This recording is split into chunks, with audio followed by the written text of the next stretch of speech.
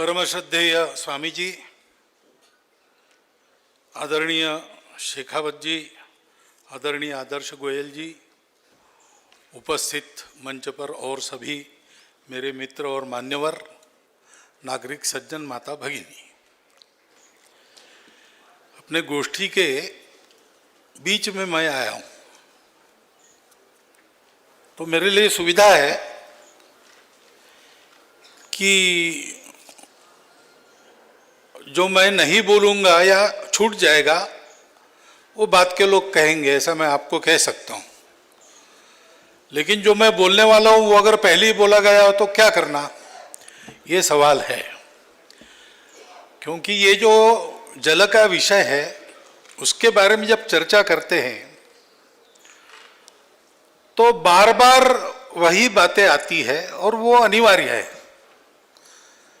क्योंकि समस्या क्या है और समस्याओं का उपाय क्या है, इसकी चर्चा हम लोग कर रहे हैं। हम भारत के लोग हैं, हमारा अपना एक मानस है, हमारा अपना एक अनुभव है, हमारी अपनी एक परिस्थिति है जो समान है, और इसलिए हम बात करेंगे तो प्रामाणिकता से जब बात करते हैं तो वही बातें निकल कर आती है। और जैसा ये अभी कहा गया, गोयल साहब ने बताया कि इसको जमीन पर उतारना बहुत आवश्यक है। तो प्रारंभ कहां से करना, यह सवाल आता है। एक उपाय है जो आपने भी सुझाया और हो भी रहा है कि विमर्श वगैरह के पचड़े में न पड़ते हुए जितनी अपनी शक्ति है उतना कार्यक्षेत्र चुनना और उसमें इस मामले में क्या अच्छा हो सकता है वो करना। वहां पर्याप्त जल मिले, वहां स्वच्छ जल मिले, वहां जल संपदा का अनादर न हो, ये देखना, तो उसमें से रास्ते निकल आएंगे। और भारत जैसे इतने विस्तृत देश में एक प्रिस्क्रिप्शन सबके लिए लागू होगा, ऐसा मानकर नहीं चलना चाहिए। अनेक मामलों में हमारा भारत देश विश्व से अलग अनोखा देश है। और आज हम ये जो जल की चर्चा कर रहे हैं, क्यों करनी पड़ रही है? तो कठिनाई हुई, जल का प्रश्न खड़ा हुआ, जल का संकट खड़ा होने जा रहा है और वो हमारे लिए संकट बनेगा, हम होने नहीं देंगे।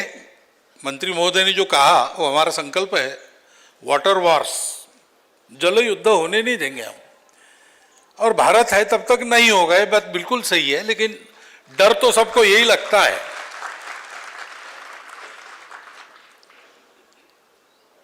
तो प्रयास करना, शुरू करना एक बात है, वो करनी चाहिए। परंतु कुल मिलाकर सारी दुनिया में इसका उपाय हमको देना है। विश्व पटल पर एक उभरते हुए देश के नाते आज सारा विश्व ये जानना चाह रहा है कि विश्व जिन समस्याओं में से जा रहा है उसके हल के लिए भारत की कल्पनाएं क्या है। तो पूरा ही विचार हम सबको करना पड़ता है, और वो भी इस गोष्ठी में मैं समझता हूं कि आ चुका है।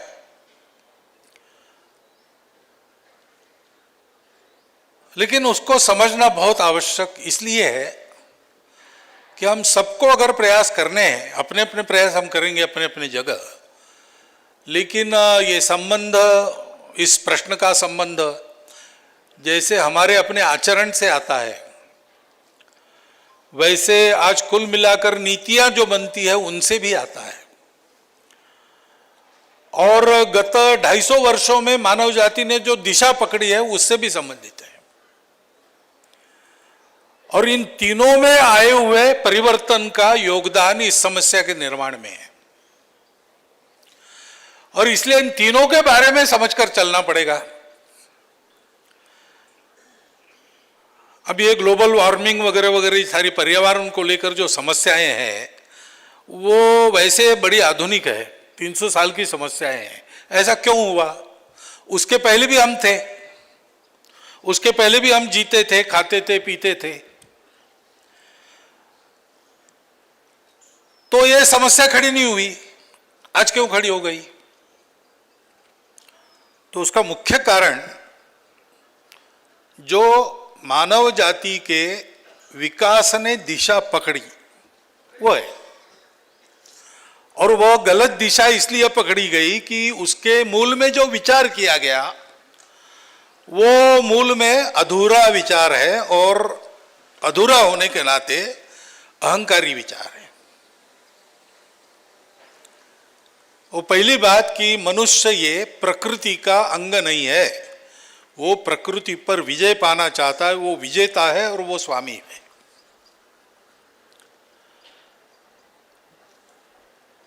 इस विचार के आधार पर जो जो हुआ उसमें प्रकृति के प्रति सम्मान कैसे रहेगा?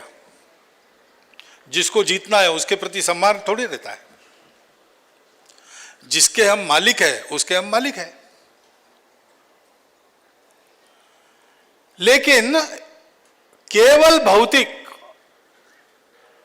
जिनके सामने था, ज्ञानेंद्रियों से जितना प्रतीत होता है और ज्ञानेंद्रियों को विज्ञान के साधनों की मदद मिलने के बाद और जितना हम देख सकते उतना ही है। जो हमें दिखता नहीं वो है नहीं, ये अहंकार उसके पीछे है। अगर कोई बात मुझे पता नहीं या मुझे समझ में नहीं आती, इसका मतलब वो गलत ही है। ऐसा विचार करके चली दुनिया, और उसी प्रणाली का वर्चस्व आज सारी दुनिया पर है। उसी प्रणाली का जो शिक्षा का ढंग था उसमें से हम सब निकले हैं। हम यहां बैठे हुए लोग भी उसी शिक्षा में पले हैं। और भारत में उस शिक्षा को लेके आने का एक कारण यह भी था, वो आधुनिक है, शायद भौतिक दृष्टि से अधिक जानने वाली उस समय की होगी, ये कारण नहीं था। कारण ये था कि यहाँ की मूल शिक्षा को उखाड़ देना, क्योंकि वो यहाँ के स्वत्व को पुष्ट करती। तो भारत के भारतीयों के लिए और एक बात है कि हमने अपनी जो सही दृष्टि और सही शिक्षा थी उसको उखाड़ के फेंक दिया। जो अधूरी दृष्टि अहंकारी थी उसको हमने ले लिया।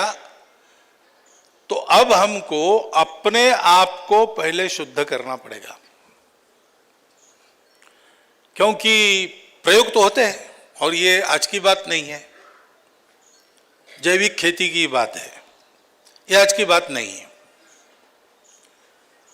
जैविक खाद तैयार कैसे करे किसान अपने घर में, जिससे देश को फर्टिलाइजर का इंपोर्ट करना न पड़े, सब किसानों को आसानी से खाद उपलब्ध हो जाए, खाद के लिए उनको कृषि उत्पन्न बाजार समिति से कर्जा न लेना पड़े। ये सारा सोच के विदर्भ में एक नारायण देवराव पांडरी पांडे थे। उन्होंने एक कंपोस्ट खाद की पद्धति विकसित की, उसके कई व्यापक प्रयोग किए और वो सफल पद्धति बनाई। और उसका डाटा लेकर वो मंत्रालय में गए। तो मंत्री जी से तो मिलना हुआ नहीं, बीच में जो थे उनसे हुआ। उन्होंने तुरंत निर्णय किया कि ये क्या है, अच्छा भारत के व्यक्ति ने खोजा है, बेकार ही होगा और क्या, क्योंकि हम लोग तो अविकसित देश है, पाश्चिमात्य लोग प्रगत लोग हैं। और वो फर्टिलाइजर से देखो कितना बड़ा बड़ा उत्पादन निकाल रहे हैं। हमारा छोटा बैंगन वहां का बड़ा बैंगन, कारण फर्टिलाइजर। अब ये परभृत वृत्ति जब तक है ना, तब तक बहुत सी बातें ऐसी अधर में लटकी रहेगी। तो हम सबके लिए एक बड़ा प्रबोधन आवश्यक है। जैसे जल के विषय में प्रत्यक्ष जमीन पर प्रयोग शुरू होने चाहिए और बढ़ने चाहिए, उसका उपयोग तो है, वैसे सर्वत्र ये प्रबोधन हमको देना पड़ेगा।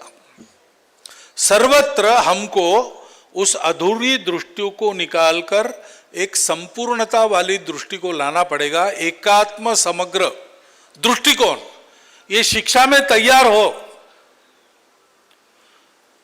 आज वो सिद्ध हो रहा है कि वो दृष्टिकोण उपयोगी है। विश्व के आज की सारी समस्याओं का इलाज उसमें है।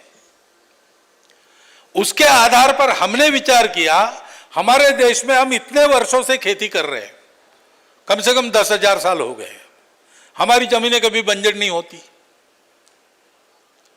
अफ्रीका की कुंवारी जमीन पर पाश्चात्य ढंग से खेती हुई, 400 साल बाद जमीनें बंजर हो गई।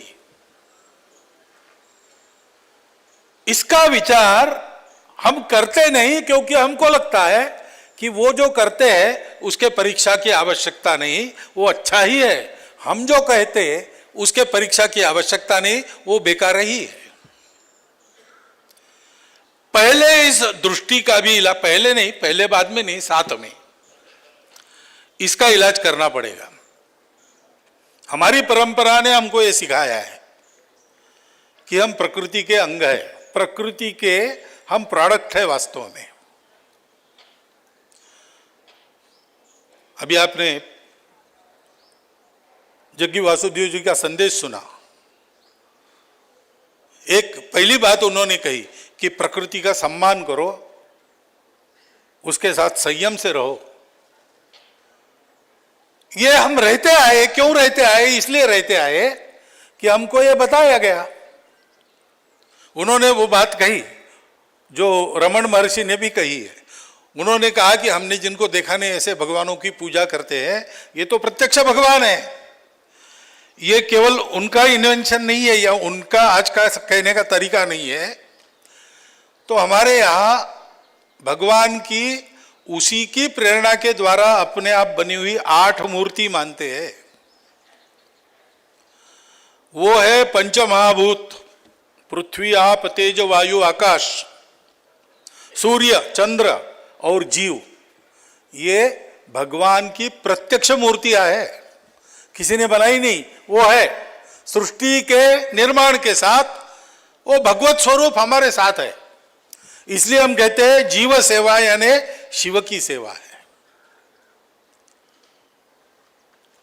इन महाभूतों में, सब जीवों में, अंतरिक्ष में सूर्य और चंद्र ये हमारे बुद्धि और मन के भी प्रतीक है।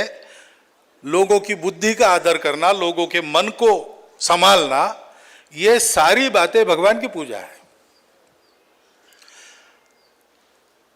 इसलिए इन सब बातों में पवित्रता की भावना है, और जो पवित्र है उसके साथ हमारा संयमित व्यवहार होना ही चाहिए। ये अगर नहीं है तो पर्यावरण की चिंता भी करेंगे तो भी अतिवादिता पर चले जाएंगे। तो पर्यावरण की चिंता करनी है इसलिए विकास बंद करो, ऐसे भी आंदोलन चलते हैं। विकास को करना है इसलिए पर्यावरण की चिंता मत करो, यह भी चलता है। वैचारिक दृष्टि से क्या चलता है एक बात है, लेकिन ऐसी बातों का लाभ लेके अपनी जेबें भरने वालों के कारनामे इसके आधार पर चलते हैं। और इसलिए पहली बात है कि ये हमारे लिए, ये सृष्टि में ये अभिव्यक्ति दैवी अभिव्यक्ति है, हमारे लिए ये पवित्र है। जल के बारे में तो जल को हमारे यहाँ क्या माना है? तो सृष्टि उत्पन्न हुई है उससे, वो जीव के निर्माण की स्थली है। आधुनिक विज्ञान भी कहता है कि चैतन्य के साथ ये जो मटेरियल मैटर था वो निष्पन्द अवस्था में या अभी उसकी अभिव्यक्ति हुई नहीं थी, तो प्राइमोर्डियल वाटर था, ऐसा बोलते, उसको वाटर ही कहा है विज्ञान ने भी। हमारे यहां कहा है नार वो अवस्था है जब अव्यक्त ब्रह्म व्यक्त अवस्था में आ गया और वो दिखने लगा, तो उसकी जो अवस्था थी उसको नार, उसमें से जो तेज प्रकट हुआ वो नारायण है। और फिर उनकी जो प्रकृति बनी वो प्रवाही थी, पहले हलचल हुई वायु, उसके कारण जो घर्षण हुआ, उससे तेज उत्पन्न हुआ, उस तेज में से आपकी सृष्टि हुई, आपकी सृष्टि में से पृथ्वी और जीव सृष्टि बनी। तो सारे जीवन का मूल जल हमारे यहां मानते हैं। उसको स्वच्छ करने वाला तो मानते ही है। सारे ऋग्वेद के मंत्रों में यह भी कहा है कि सारे विश्व की औषधियां तुम में एकत्रित है। अपने शरीर का पोषण करने वाला, वर्धन करने वाला वही जल है। ये सारा हम कहते थे, हम इसकी स्तुति करते थे, हम नदियों को माता मानते थे, हम जल को शुभ कार्य में छिड़कते थे, और ये बातें प्रचलित सारी दुनिया में थी। आप किसी भी समाज में जाइए, पूजा विधि में जल का उपयोग अनिवार्य है, पवित्रीकरण में जल ही होता है, बपतिस्मा होता है, और कुछ होता है, सर्वत्र होता है। इस पवित्रता की भावना को वो शुद्ध जड़वादी जो अधूरा विचार है, अहंकारी विचार है, उसने समाप्त किया। फिर संतुलन की भावना भी चली गई, और इसलिए उसका प्रबोधन, उसके आधार पर नीतियां बनाना कैसे होता है। यानी एक मूलभूत जो गलती हो जाती है, देश के जल संसाधनों का उपयोग करना है। ये जल संसाधन किसके है? तो रूल ऑफ लॉ कहता है ये राजा का है, ये सारी संपत्ति राजा की है। क्योंकि रूल ऑफ लॉ ये शब्द प्रयोग तब अस्तित्व में आया जब इंग्लैंड की राज्य संपदा तो आ गई, लेकिन जैव संपदा, जल संपदा वो तो जनता के पास है। तो विद्वानों को एकत्रित करके एक विधान बनाया जिससे रूल ऑफ लॉ कहा गया, और उसमें सारी संपत्ति राजा की है। अब उसकी प्रतिक्रिया भी होती है, नहीं नहीं वो किसी का नहीं, सब सारे समाज का है।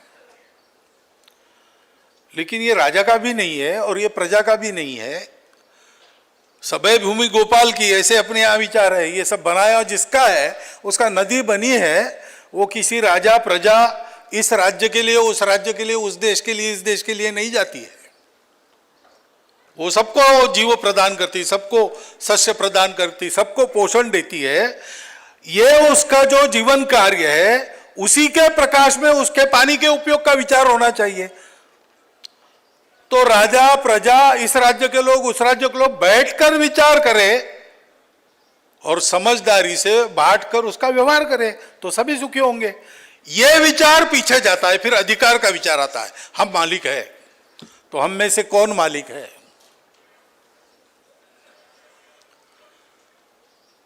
सारी बाकी जो समस्याएं आती है, जो पर्यावरण के विकास में, पर्यावरण के रक्षण में बाधा बनती है या विकास होने में बाधा बनती है, वो ऐसे ही संघर्षों से निकलती है। हमारे यहां जो दृष्टि है उसमें यह माना गया है कि ये सबका है, ये सबका है, यानी सबकी प्रॉपर्टी नहीं है, ये सबके लिए है, सबको समझदारी से उसका उपयोग करना है। ये बुद्धि बनती है। उस बुद्धि के बनने से ऐसा होने के लिए कुछ छोड़ना पड़ता है। मुझे अकेले को पानी चाहिए तो चाहे जितना मैं भर के ले जा सकता हूं, लेकिन भाई पानी का नल 2 घंटे शुरू रहता है, उसमें 10 कुटुंबों को अपना पानी भरना है, तो रोज का झगड़ा ना हो तो हम कुछ बना लेते हैं और चलता है। इस समझदारी से काम होता है तो धैर्य बढ़ता है, और ये इसलिए होता है कि परंपरा से हमारे पास ये बातें आती है। ये जो हमारी धी है, धृति है, स्मृति है, इसमें विकृति आ गई। चरक संहिता में लिखा है, अंतर जगत में या बाह्य जगत में, यानी पर्यावरण में, ये जो असंतुलन होता है, विषमता होती है, वो कैसे आता है? ये धी, धृति और स्मृति में दोष पैदा होता है।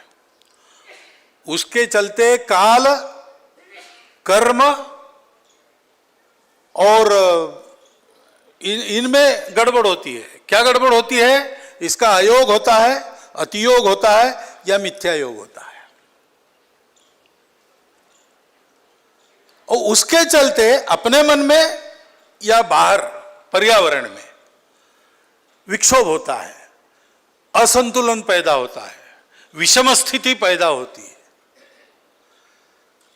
और इसलिए इसको बिना लाए इन सब बातों का विचार कैसे करना, उपयोग कैसे करना, ये जब सब सोचेंगे तो सर्वत्र ये सुधार आएगा। इस आधार पर हमको सारी बातों को सोचना पड़ेगा। अभी जो प्रयोग चल रहे हैं बिना किसी के बताए, से स्वामी जी कोल्हापुर में प्रयोग कर रहे, संत सीचेवाल जी का आपने बताया, भारतवर्ष में ऐसे प्रयोग चल रहे। देख देख के लोग उब गए और लोगों ने शुरू कर दिया। राजेंद्र सिंह जी ने उधर राजस्थान में तालाबों को लेकर इतना बड़ा काम किया। कई बातें ऐसी है। तो ये लोगों ने जो शुरू किया, लोगों के पास में तो वो पाश्चात्य शिक्षा नहीं थी, संसाधन नहीं थे, सत्ता बल नहीं था, तो उनको परंपरा से जो मिला, जो सीखने को मिला, उसके आधार पर उन्होंने शुरू किया और उसके आश्चर्यकारक परिणाम आज मिल रहे।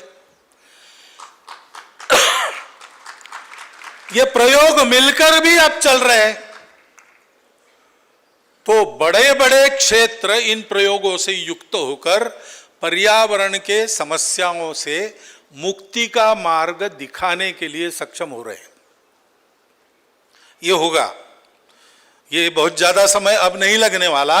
आने वाले 10 वर्षों में इन सारी बातों का क्या हल है, ये जैसे विद्वानों की गोष्ठियों में बताया जाएगा, वैसे प्रत्यक्ष लोगों के करने में देखने को मिलेगा।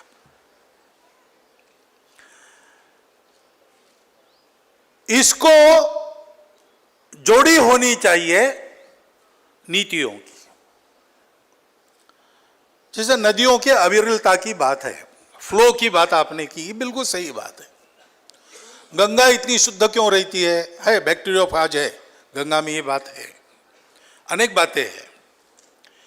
परंतु और एक कारण है कि हिमालय के उधर से वो गंगोत्री से उतरती है नीचे, तो उसका आवेग इतना प्रचंड होता है कि समुद्र को मिलने के 1 किलोमीटर पहले नदियां खारी हो जाती है सारी।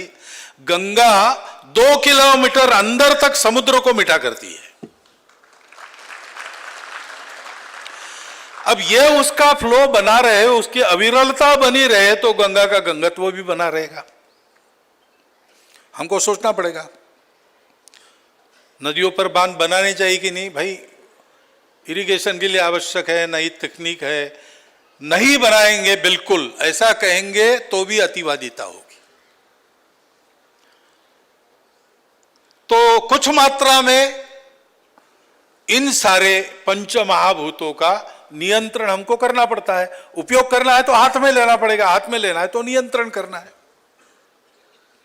भगवान की पूजा करते समय भी उनकी जो मूर्ति रहती है उसको हाथ में लेना ही पड़ता है ना, ऐसा लेना पड़ेगा, नियंत्रण करना पड़ेगा, लेकिन उनका अनुमोदन भी करना पड़ेगा। बहना नदियों का स्वभाव है, रोकना कृत्रिमता है।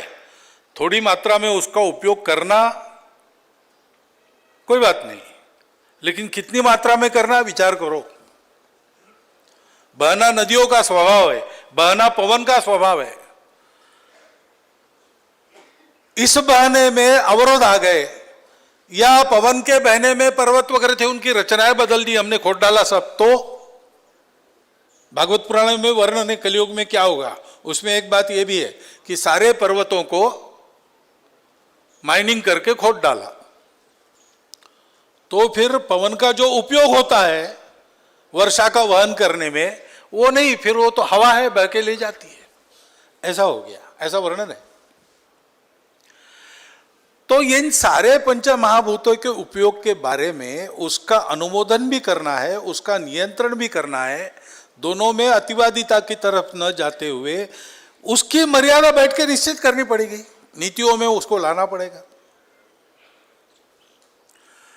हो रहा है, ये विचार हो रहा है, यानी मैं ये हो नहीं रहा है ऐसी तकरार नहीं कर रहा हूँ, इस दिशा में जा रहे हैं। लेकिन हम सब लोगों को ही जाना है और हम सब लोगों का एक संकट है कि ये जो हमारी परंपरा से आई हुई दृष्टि है, आज हमारे यहाँ जो सुशिक्षित वर्ग है, संपन्न वर्ग है, उसके पास वो नहीं है।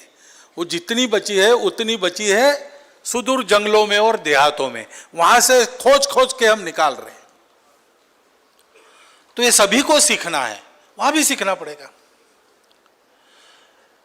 विज्ञान की बात है, विज्ञान वैज्ञानिक वृत्ति होनी ही चाहिए। हमारी सारी परंपरा ये विश्वास रखने पर विश्वास नहीं करती। हमारे अध्यात्म को सिखाने वाले पंथ संप्रदाय भी विश्वास रखने को नहीं कहते, वो कहते हैं कि हमको ऐसा प्रतीत हुआ है, तुम करके देखो तुमको क्या प्रतीत होता है, तुम जानो। संतः परीक्षान्यतरत भजन्ते, ऐसा कहा है। तो ये हमको करना ही है, अवैज्ञानिक कुछ भी नहीं करना है। लेकिन वैज्ञानिक यानी क्या है, जो न्यूटन के जमाने में मान्यताएं थी वो कई आज बदल गई है, क्योंकि कई बातें आज गलत पाई गई है। वो विज्ञान यानी न्यूटन के जमाने में जो किताब लिखी उसको सत्य मानना, ये नहीं है। तब से जो विचारधारा मिली एक भौतिक विज्ञान में, उसको विकसित करना अपने अनुभव से, सतत शोधन परंपराओं का सांस्कृतिक जैसे करना पड़ता है, वैसे विज्ञान का भी करना पड़ता है। विज्ञान में अप टू डेट रहने की बहुत महत्ता है। एक जमाना था जब हमारे यहाँ और स्वास्थ्य विभाग से प्रचार होता था कि स्तनपान मत कराओ, क्योंकि उस समय का विज्ञान मानता था। आज बदल गया है, पूरा उल्टा हो गया है, क्योंकि विज्ञान की मान्यता बदल गई है। अब विज्ञान का जन्म बहुत आधुनिक है उस मान से। तो हमारी परंपराएं इतने वर्षों से चली है, प्रत्यक्ष जमीन पर चली है। उसने इतने बड़े देश का, विविधता भरे देश के समाज का धारण पालन पोषण किया है, इतने दिनों से हमारे यहाँ की प्रकृति को सुरक्षित रखा है और हमारे यहाँ को, यहाँ के विकास को भी आगे बढ़ाया है। सिरोही का लोहा प्रसिद्ध था तलवार के लिए।